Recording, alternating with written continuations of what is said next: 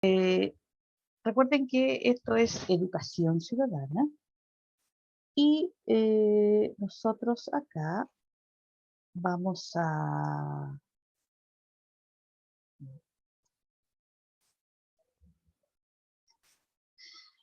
tratar hoy día un tema que tiene que ver con lo que es los riesgos o los peligros que puede enfrentar en este caso la democracia, ¿ya? Entonces aquí un objetivo de la priorización es ver los atributos, las dimensiones de la democracia y la ciudadanía, ¿ya? Entonces acá en la clase, el objetivo específico de la clase de hoy es conocer cómo fortalecer nuestra democracia ante los riesgos que amenazan su funcionamiento y que la pueden poner en peligro, ¿ya? Nosotros sabemos que la democracia es un sistema en este caso, político, en que favorece la participación ciudadana a través de lo que es el voto, a través de lo que es ser candidato, a través de actividades en que los ciudadanos pueden participar y emitir su opinión política, eh, como les dije, votando en elecciones, votando en plebiscitos, ¿ya? Siendo candidatos, perteneciendo a lo mejor a un partido político o a alguna agrupación que defiende algún derecho, etc. Pero esta democracia, es importante que nosotros la cuidemos. Será importante cuidar esta democracia que nosotros tenemos, pensando en que hay países en que no tienen sistemas democráticos, sino que son más bien sistemas autoritarios, ¿ya? Entonces, al final voy a volver a colocar esta pregunta. ¿Es importante cuidar nuestra democracia?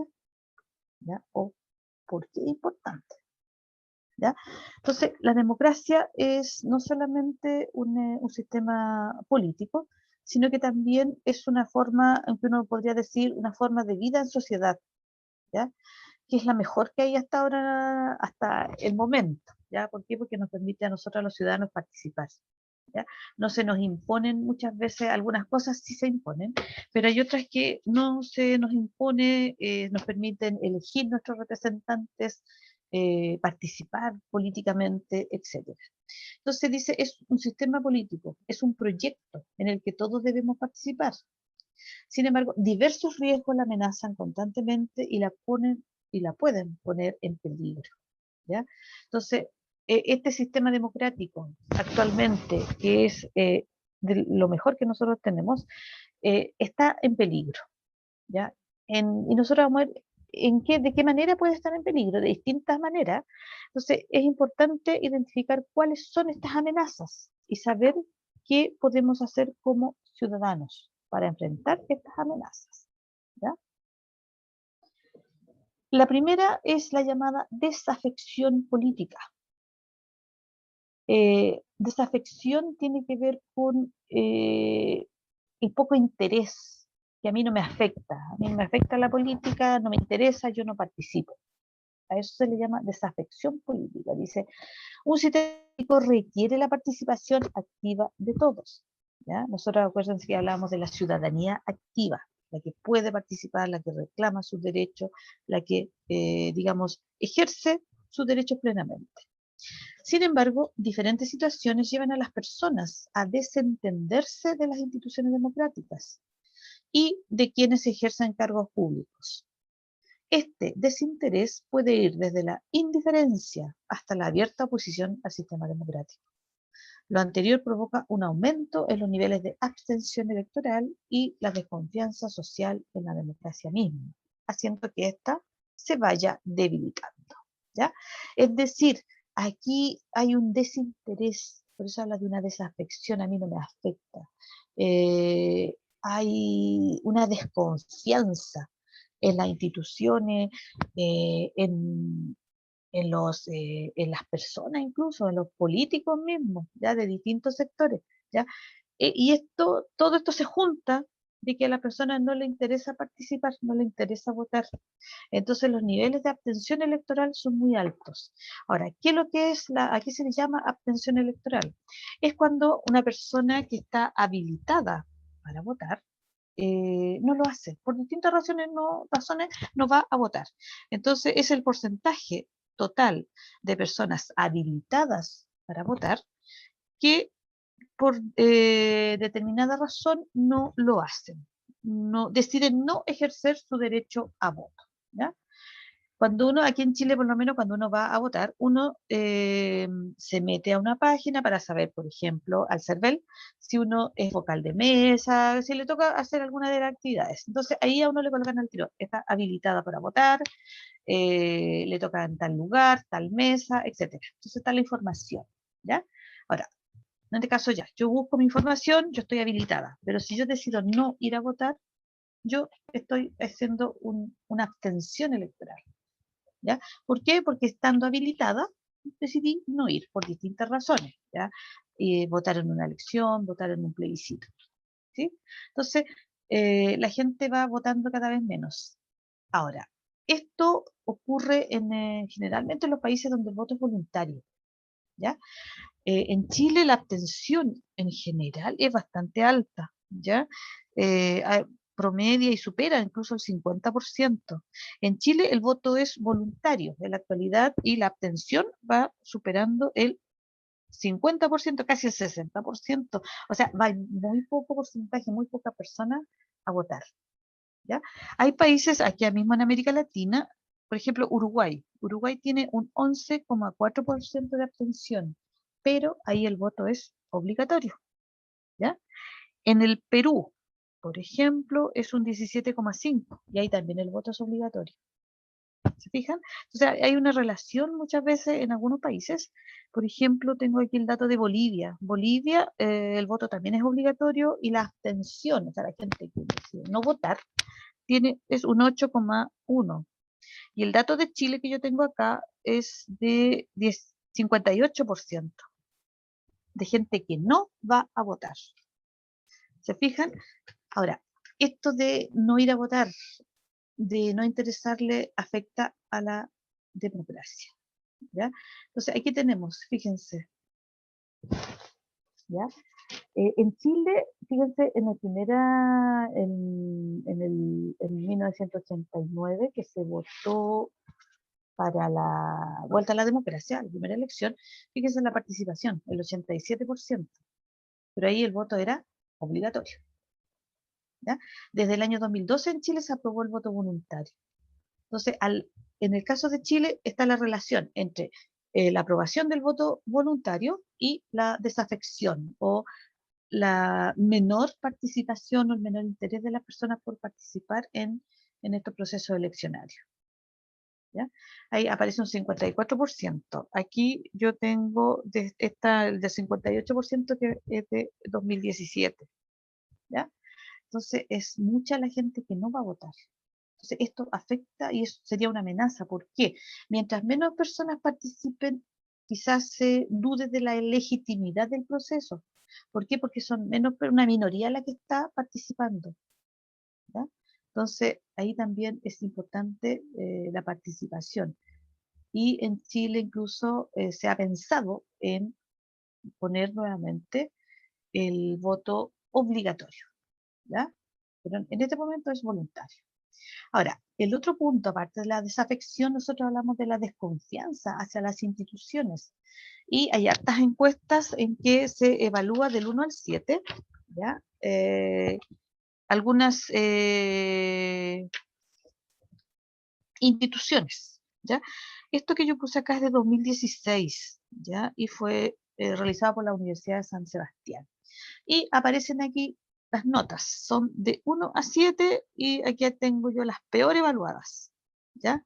Los partidos políticos, la Cámara de Diputados, las AFPs, el Senado, las ISAPRES, ¿ya? Entonces, la gente, y fíjense, aquí tenemos de estas 5, hay 3 que son de una actividad política, así, netamente política. Los partidos políticos, hay mucha desconfianza en los partidos políticos. Tiene, a ver cómo le diríamos en chileno, mala fama los partidos políticos. Los diputados y los senadores también, ¿ya? Aparecen con una baja evaluación. Por lo tanto, hay desconfianza. ¿Por qué?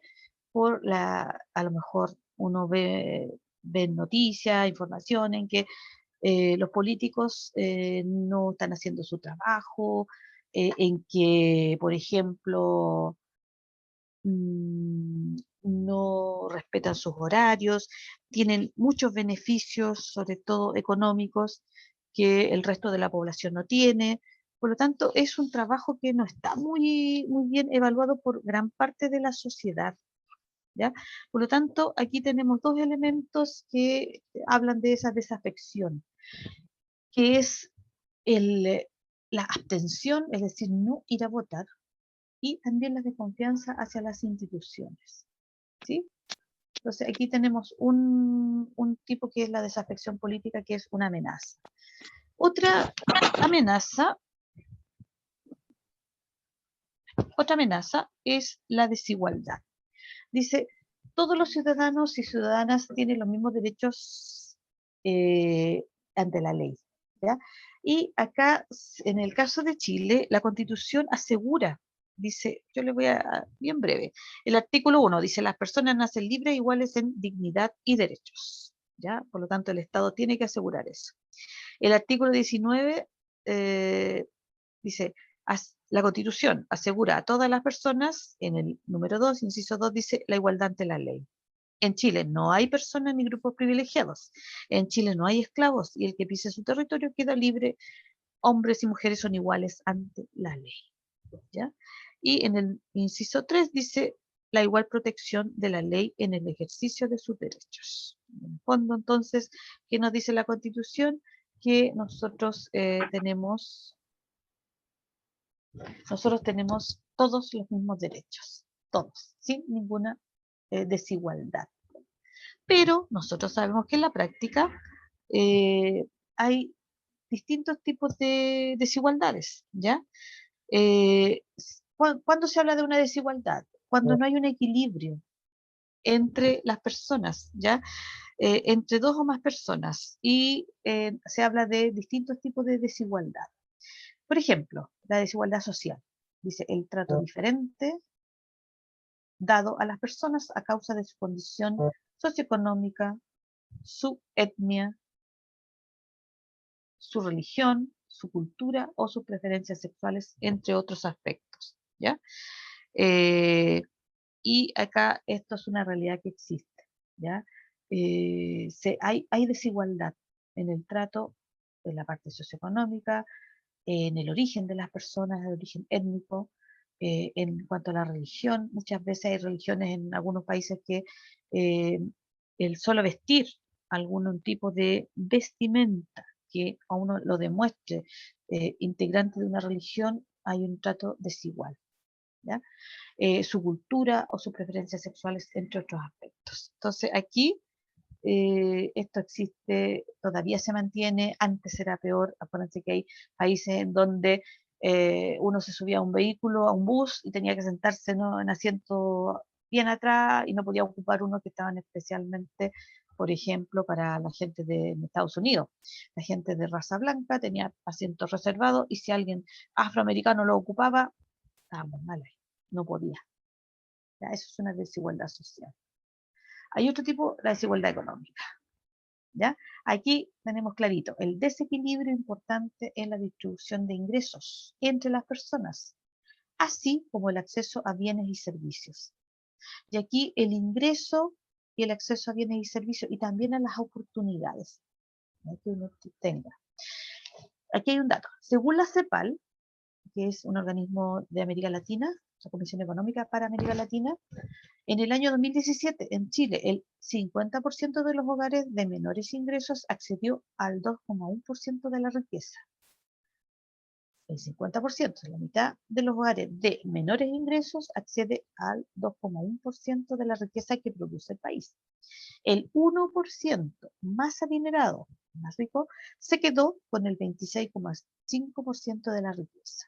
O sea, hay un porcentaje de desigualdad muy importante, ¿ya? Y que se ve reflejado en el acceso, como dijimos, bueno, en el ingreso y en el acceso a bienes y servicios como la vivienda, por ejemplo, ¿ya? Eh, como los servicios básicos, ¿ya?, la alimentación, también algo básico. Se fijan, aquí también está la desigualdad económica. También está la desigualdad de género, que es la diferencia de oportunidades entre personas de distintos sexos. Y en el caso nuestro, la desigualdad de género se da fundamentalmente en que en el caso de la mujer, en lo que significa los ingresos, la mujer recibe normalmente menos ingresos que un hombre por el mismo trabajo, el acceso a los cargos políticos, el acceso a cargos, por ejemplo, en organizaciones, en empresas, en general no hay mujeres en los directorios de las empresas, no hay tantas gerentes como mujeres como hombres en las empresas, por lo tanto hay una desigualdad de género. La desigualdad educativa se refiere a la diferencia de oportunidades para que las personas accedan a los distintos niveles de formación del sistema educativo, ¿ya? Por ejemplo, acá en Chile el acceso a la educación superior es bastante caro, ¿ya? Ustedes están en tercero medio, pero tienen hermanos seguramente, más de alguno mayor que ustedes, o ustedes son los mayores, pero les va a tocar la experiencia de que el acceso a la educación superior, si uno no puede acceder a becas, es bastante caro. ¿Ya? Por lo tanto, si alguien no tiene los recursos y no puede acceder a una beca o algún beneficio, eh, prácticamente imposible que pueda seguir estudiando. Y eso es una desigualdad. Y yo acá tengo un ejemplo en el caso de Estados Unidos, ¿ya? Eh,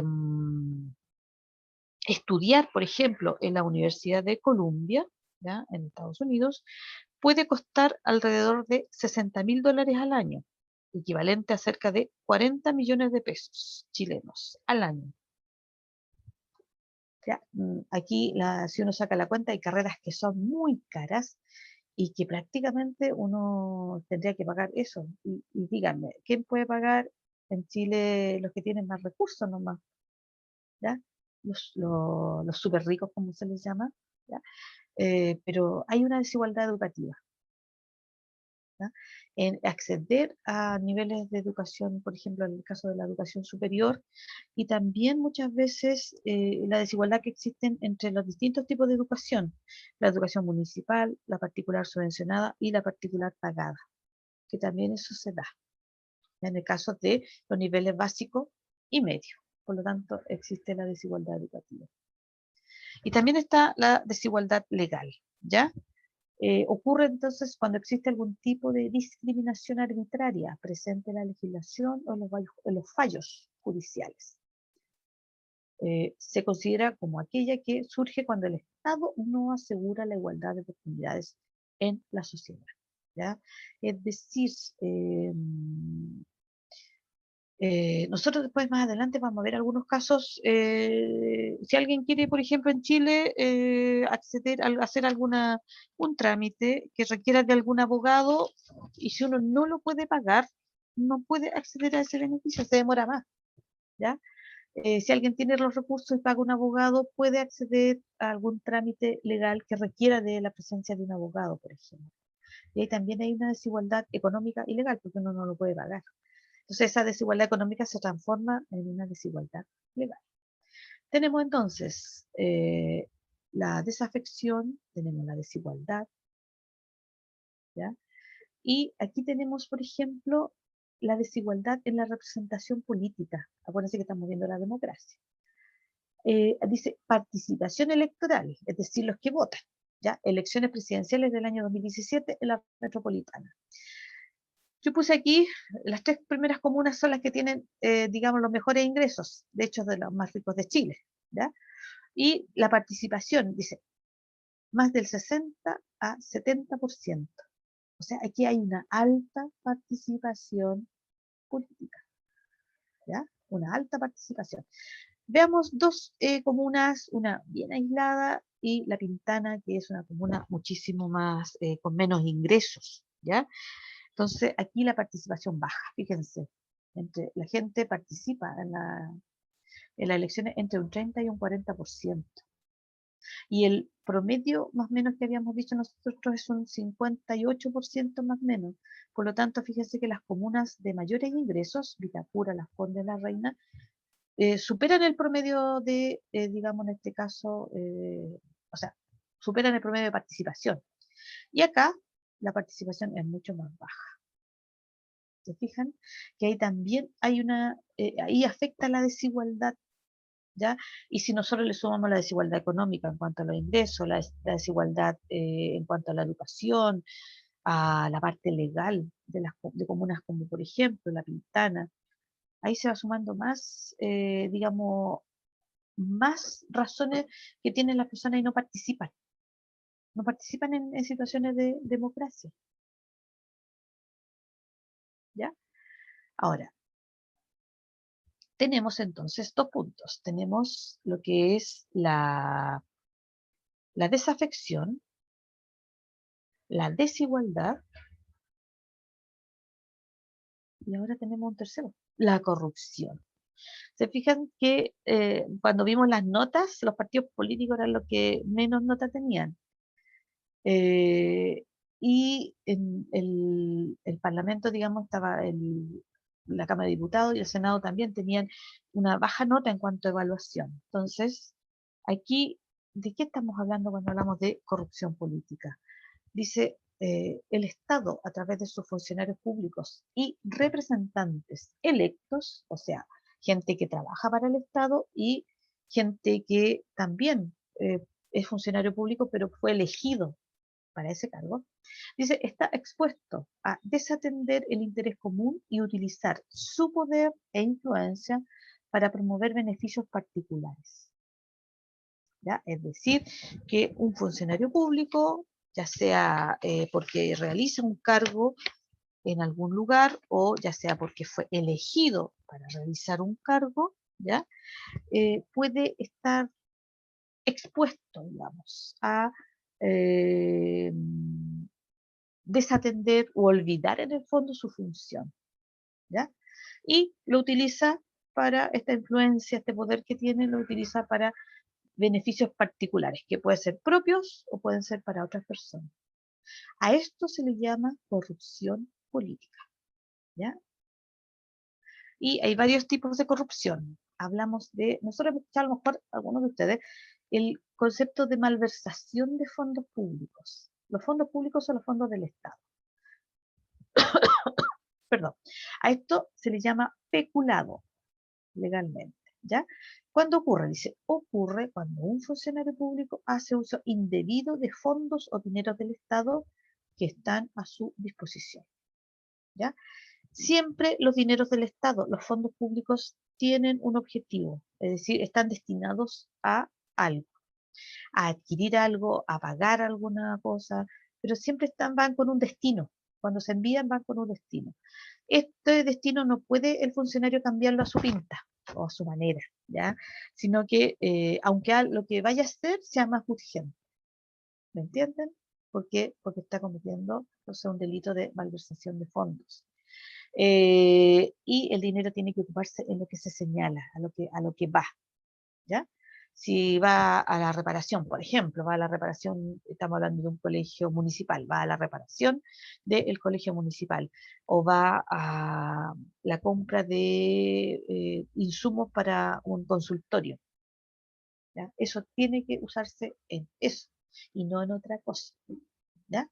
Entonces, eso es la malversación de fondos o que se llama también peculado, hacer uso indebido de fondos o dineros. Ahora, en cuanto a la malversación, peor es cuando este dinero va al bolsillo de algún funcionario. Peor todavía, más agrava la situación.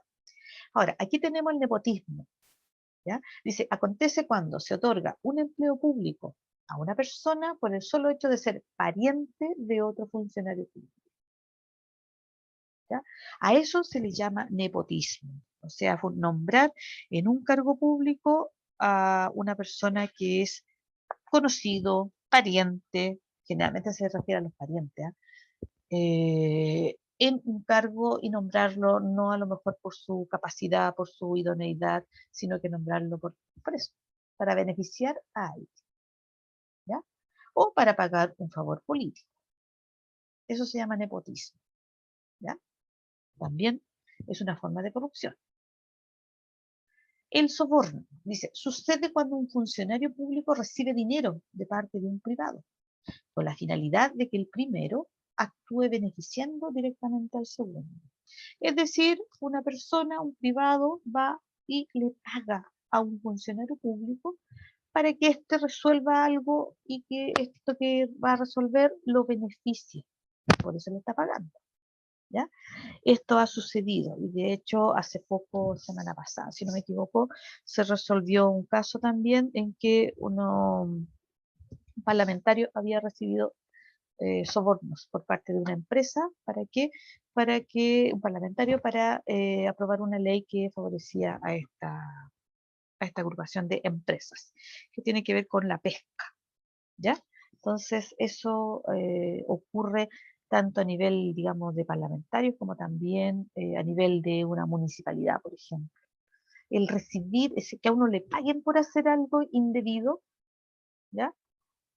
O que uno vote favoreciendo a alguien. Ahora, ¿por qué?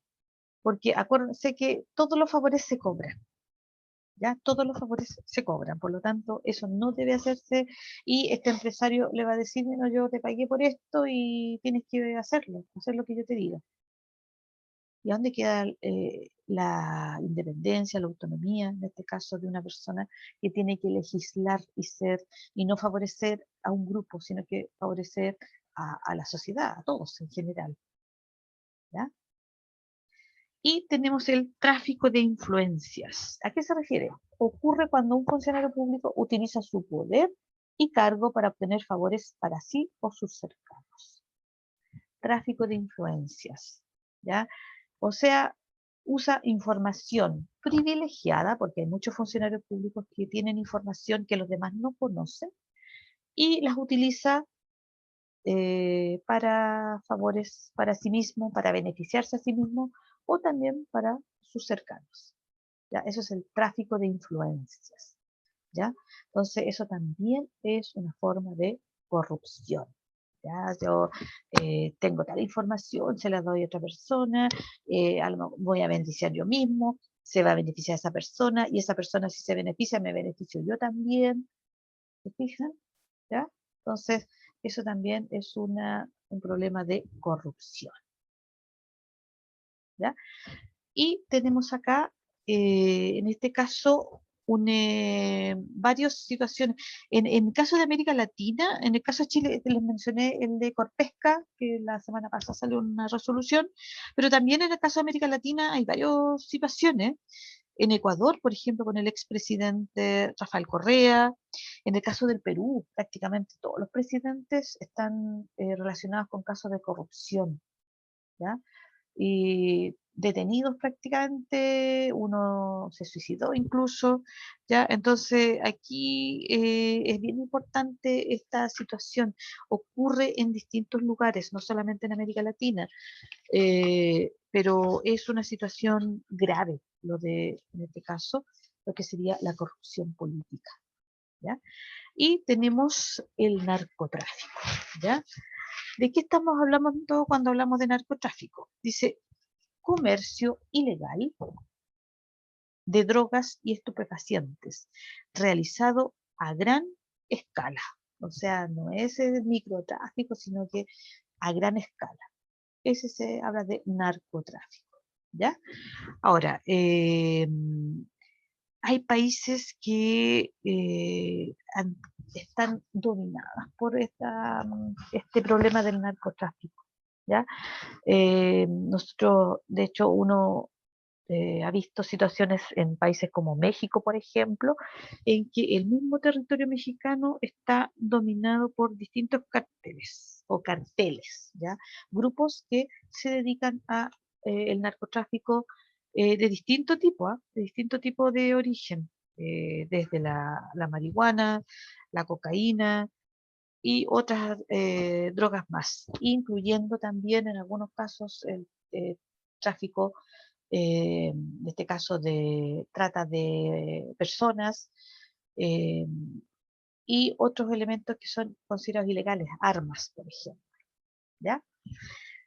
Y en el caso, por ejemplo, de México, dice, la influencia del narcotráfico no se limita a las instituciones, sino también a los territorios donde realizan sus actividades. En estos, las organizaciones de narcotraficantes o cárteles establecen su dominio por medio del soborno de funcionarios locales y la violencia contra ellos, sus competidores y la ciudadanía en general. En México, por ejemplo, se calcula que 11.000 personas fueron asesinadas por narcotraficantes solo durante el primer semestre del 2018. O sea, estas organizaciones no solamente tienen un control territorial, sino que también tienen un control sobre los funcionarios públicos, sobre la competencia, porque acuérdense que ellos compiten por los territorios, y la ciudadanía en general, ¿ya? Por lo tanto, aquí es bien importante esta situación. Otro país que tiene mucha situación de narcotráfico es Colombia. ¿Ya? Dice, en Colombia el desarrollo de manufactura y contrabando de drogas ilegales generó conos de corrupción sistémica, organizadas local o regionalmente. Sin embargo, los traficantes necesitan comprar apoyo político de alto nivel para lavar sus grandes ganancias dentro de la economía relativamente pequeña de Colombia. Además, el poder legislativo se ha visto influenciado por el narcotráfico, al punto que varias leyes contra él han sido derogadas y otras no han sido aprobadas. Derogar significa dejar sin vigencia una ley, ¿ya? Anularla en este caso, anulando sus efectos. Aquí entonces yo leí dos informaciones que tienen que ver con dos países muy afectados por, en este caso, el narcotráfico, ¿ya? Y ¿qué amenazas presenta el narcotráfico? Presenta amenazas que tienen que ver con la violencia, ¿ya? Con el poder económico, con la influencia territorial, con la inseguridad ciudadana. Entonces, aquí es bien importante toda esta situación. En el caso de Chile, apareció ayer o anteayer un informe en donde hablaba, en la región metropolitana, hablaba de los territorios que controlan eh, el narcotráfico, ¿ya? Y aparece incluso con unos mapas, es bastante extenso, yo alcancé a ver una parte solamente, bastante extenso, bien completo, ¿ya?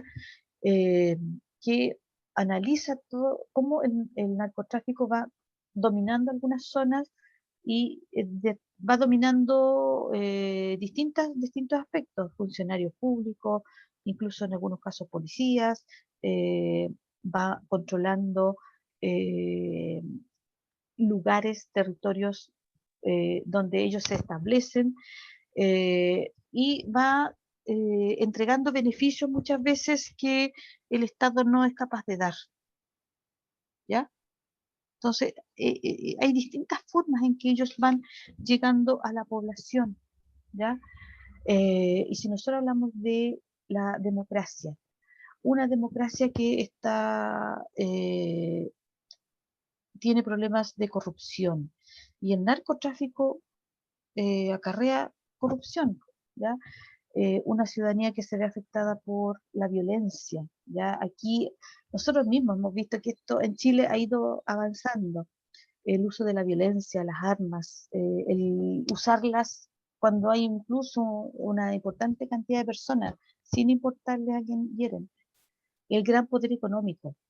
Aquí hablábamos de lavado de dinero. Ellos tienen gran poder económico porque tienen altos ingresos, pero ingresos obtenidos de manera ilegal, como dijimos, la droga, las armas, ¿ya? Tráfico de personas muchas veces, ¿ya? Entonces, ese dinero ha habido ilegalmente, pero hay que ingresarlo, según ellos, a lo que es la economía. Entonces hacen lavado de dinero y a través de algunas empresas, ellos invierten y hacen ingresar este dinero a la economía de manera legal, entre comillas. Ahora, la gran influencia territorial.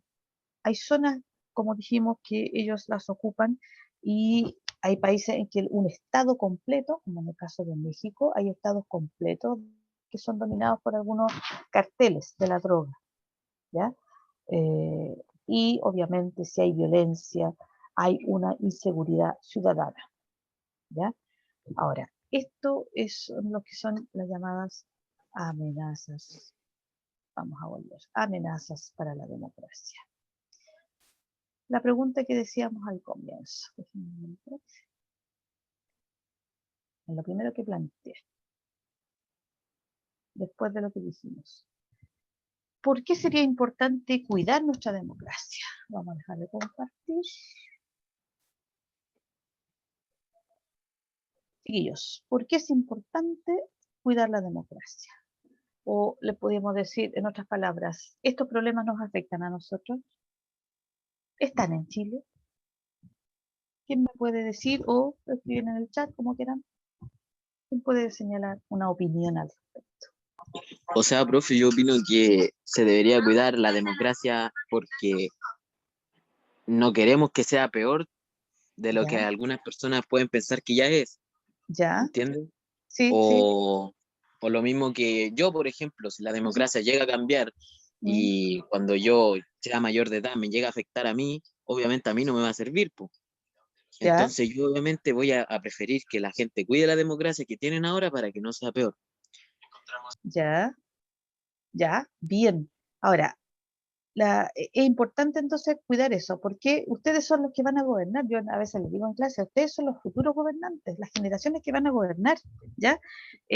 Por lo tanto, también tienen que ser conscientes de que eh, la democracia es algo que nosotros debemos cuidar, debemos participar, pero también tenemos que estar conscientes de que esta democracia tiene riesgos. Ahora, esto que mencionamos nosotros, como la desafección, la desigualdad, la corrupción, el narcotráfico, son problemas que a nosotros nos amenazan nuestra democracia ahora o al futuro a lo mejor. ¿Qué creen ustedes? ¿Quién me puede opinar al respecto? ¿Estamos corriendo riesgos todos? ¿Ya? ¿Nos afectan? ¿Existen en Chile estos problemas? ¿Existe la desafección, el desinterés por participar? ¿Hay desigualdad? ¿Hay corrupción de las que nosotros mencionamos? ¿Existen en Chile? Porque yo pienso que ustedes son, son informados, o sea, algo escuchan las noticias de vez en cuando, algo les comentan, no sé. El narcotráfico, lo último que vimos, ¿existe en Chile? Yo creo que sí, profe. Ya, existen entonces, por lo tanto, a lo mejor uno debiera decir, hay una voz de alerta, o sea, si nos damos cuenta que existe, ustedes que son la generación que van a participar, en la generación que va a gobernar, ¿ya? Eh, esa voz de alerta a lo mejor hay que hacerle caso, ¿ya? Hay que ver toda esa situación, hay que preocuparse de que Chile no se convierta o que no esté la realidad de otros países que nosotros vemos a lo lejos, pero antes también la veíamos a lo lejos, eso no pasaba en Chile, decíamos, y resulta que aquí ahora están ocurriendo muchas cosas que uno veía solamente en países como México, y estoy hablando de un México hace ya 30 años, más o menos, un poco menos, a lo mejor veintitantos años en que uno veía y estaba en México ya ocurriendo todo esto. ¿Se fijan? Y ahora en Chile nosotros estamos empezando con algunas cosas igual. Entonces, las desventajas quizás de México es que está al lado de un gran mercado, por ejemplo, de drogas, como lo es Estados Unidos. Si no estuvieran estos consumidores, a lo mejor este mercado, esta industria a lo mejor no estaría como esto. Esa es una situación. Pero si ustedes piensan que esto es así, a lo mejor es importante la voz de alerta para ustedes, como les digo, que son las futuras, los que van a gobernar, los futuros gobernantes. Entonces, uno tiene que estar consciente de eso. A lo mejor alguien me dice, a mí no me interesa la política, pero todo esto, lo que yo mencioné, nos afecta a todos. El lugar a lo mejor donde vivimos, porque, por ejemplo, cuando lanzan estos fuegos artificiales, es como habitual decir, ah, llegó, entre comillas, llegó la merca. Y eso nosotros no debiéramos normalizarlo como algo habitual. Eso no debiera ser así. uno lo toma a la talla muchas veces, pero es una realidad, pero a lo mejor nosotros no deberíamos normalizarlo, o en otras palabras, hacer que esto es lo normal, porque eso no es así. ¿Se fijan? Entonces uno también tiene que cuestionarse cosas. Entonces la idea de estas clases también es eso. Por eso se habla de educación ciudadana. Que uno, aparte de escuchar, la idea es que ustedes también participen, opinen, porque tienen opinión, ¿ya? Tienen opinión. Por lo tanto, aquí la idea es que participen, opinen y sea realmente lo que es una educación ciudadana. Yo por mi parte, yo les doy información, les explico, porque yo trabajo con un programa también que existe del Mineduc, priorizado en este momento, pero esa es mi tarea, pero también hacerlos pensar, ¿ya? Hacerlos cuestionarse muchas cosas, porque ustedes, como les digo, son la generación que nos va a gobernar. Por lo tanto, tienen que estar conscientes, tienen que estar informados, ¿ya? Y en este momento uno tiene muchas fuentes de información, no solamente las oficiales, sino que uno puede buscar mucha información. ¿Ya? ¿Quién me escribió?